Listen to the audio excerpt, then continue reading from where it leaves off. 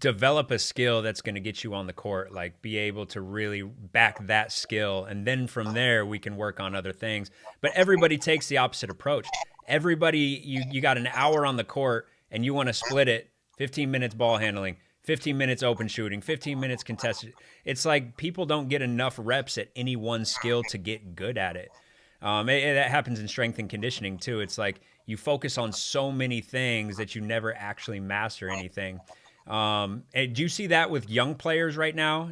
I feel like young players don't have the patience to master a skill. And maybe it's where we're at in social media, where everything is instant and it's like, learn something and then scroll and then learn something and scroll. I haven't seen many players that have the patience to lock in on a skill. They want to develop everything and they want it now.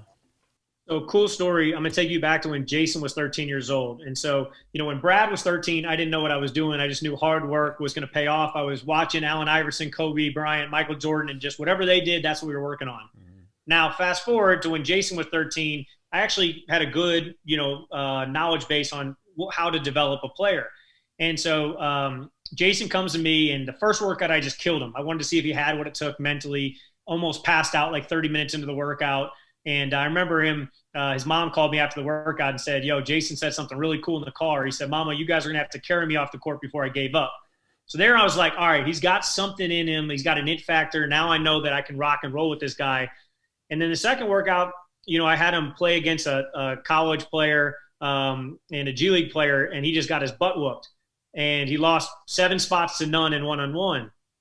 And the reason was I wanted him to realize he had a long way to go if he ever wanted to be an NBA player. Now, listen, we can make you there. We can help you get there. You can get there on your own. But there's a long gap between where you are now and where you want to get to. Once those two things happened, day 3, I said, now we start your workout program. He was like, thank God. And Brad was like his big brother. He had looked up to Brad. They went to the same high school. And Jason Tatum's mom actually played volleyball for Brad Beal's mom. So there was a big time, kind of understanding to those two. He thought I was going to show him all Brad's go-to moves. And I said, we're going to get you really good at the jab step.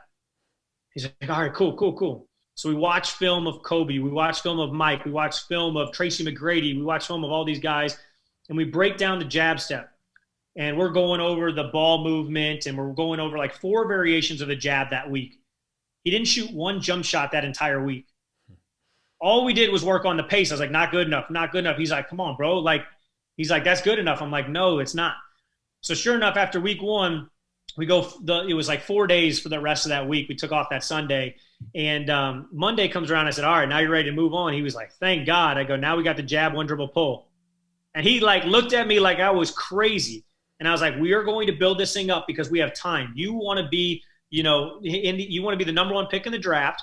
I said, in this year. So here's what we got. I said, we have this many years to get you really good. We got 6 years. And he bought into the process. So funny story was Braxton Key, who was a guy that I had helped out and worked with when he was in like 7th and 8th grade. And when I was at Belmont in Nashville, he lived in Nashville as well. So Braxton Key, who went on to win a national championship at Virginia, for those of you guys who don't know, he's guarding Jason in the EYBL that next week. And Jason, 2 times in a row, hits him with a jab that sends him flying. 1 time jab jumper, 1 time jab, 1 dribble pull. So Jason puts up like 22 or 24 points on him.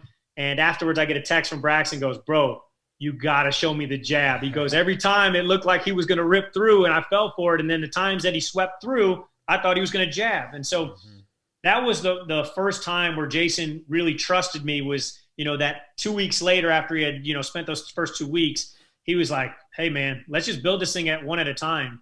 And, I didn't even work on Jason's shot until he was entering Duke. And people thought I was crazy. Like, what are you doing? He shot 7 3-pointers in the UIBL 1 whole summer. The entire summer, he was 1 for 7 from 3. People were like, Drew, what are you doing? And I was like, trust me, because if he can score without the jump shot, imagine when I give him the jump shot.